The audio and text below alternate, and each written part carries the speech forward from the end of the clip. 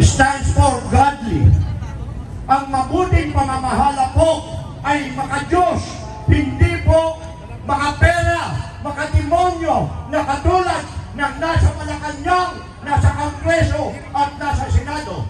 Di po ba?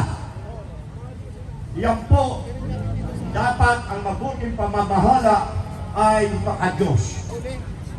R stands for responsive.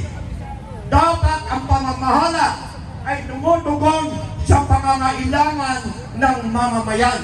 Hindi tumutugon sa kanilang bulsa o sariling pangangailangan. Di mo ba? E, equitable. Dapat po pare-pareho, pantay-pantay.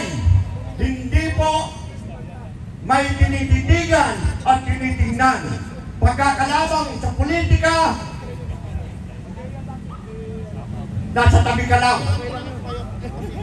Pagkakampi, nalulunod na sa ayuda. Katulad po, ngayon tayo'y ayuda nation. Hindi po ba ang ayuda ay pinipili lang ang pinagbibigyan? Di ba? Pagka ang iyong bahay ay gawa sa hollow blocks, pera ka na dahil mayaman ka raw. Hindi po ba?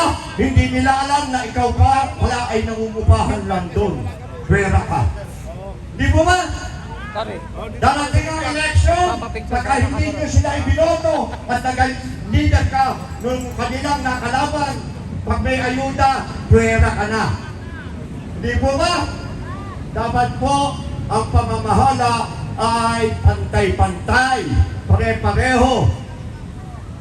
T, transparent. Nakatulad ng isinusulong ng hakbang ng maisog.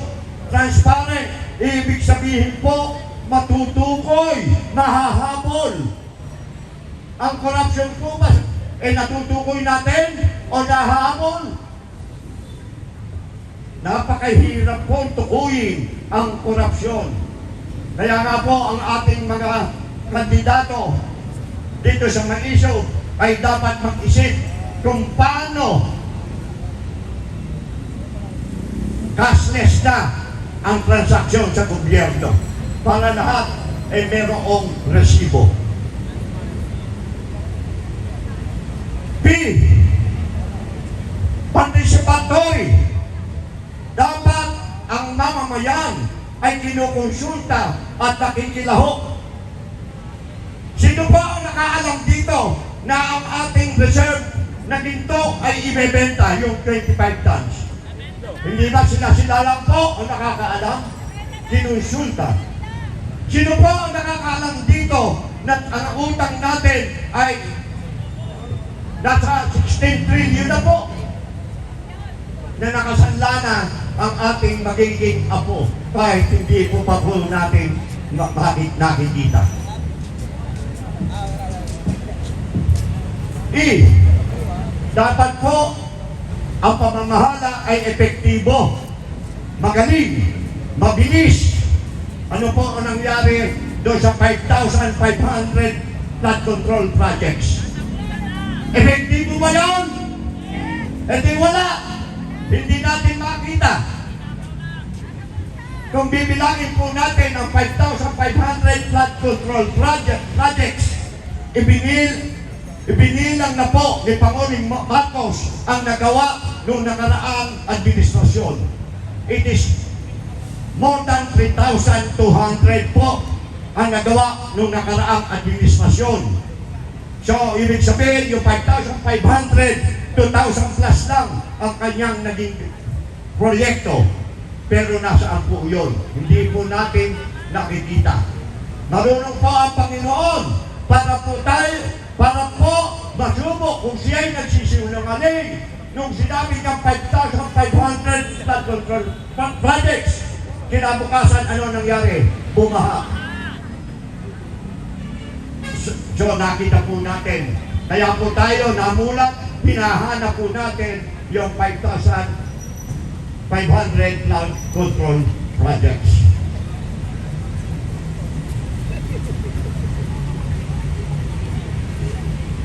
Ang susunod po ay accountable. Tito Ed, May pananagutan. bago po tayo magpatuloy, nais po nating manawagan sa ating mga kasamang obrero manggagawa. Baka po pwede pong, dito po tayo sa gitna. Dito po, mga kasama, dito po kayo sa gitna. Dito po sa gitna. Yan. Para po mas makita ninyo yung ating mga tagapagsalita at para mas maramdaman ninyo ang diretsang mensahe. Para yan po ay tumama sa ating mga puso, tumama sa ating mga kamalayan. Nang sa gayon, magkaroon po ng makabuluhan ang araw na ito upang tayo ay magkaisa. Kaya nananawagan po tayo na lahat ng maisog at matatapang obrero manggagawa, pumagitna! Ang susunod ay letter A sa peace. Accountable. May pananagutan. Noong panahon po, noong nakaraang presidente natin, si Digong Duterte, pag may nagkamali, may gumugulong na ulo. Dahil sila'y nananagot at may pananagutan. Ang mamayang Pilipino po ay binahanap na ang 5,500 flood control projects. May naginig ba kayong man lang napagalitan kung nasaan yung 5,500 flood control projects? Wala? Hindi mo ba pag sila'y nagkamali, wala silang pananagutan? Pero kayong manggagawa, umabsent lang kayo nang walang official leave, kayo ay awol na. Hindi po ba?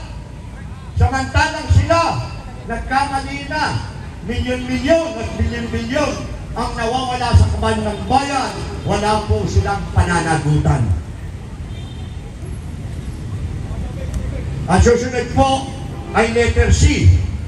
Core value oriented dapat.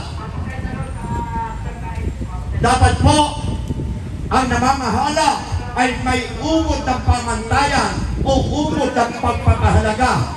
Ibig sabihin ay may paninindigan, hindi napapalitan ng kaanumang bagay na pabor para sa kanya.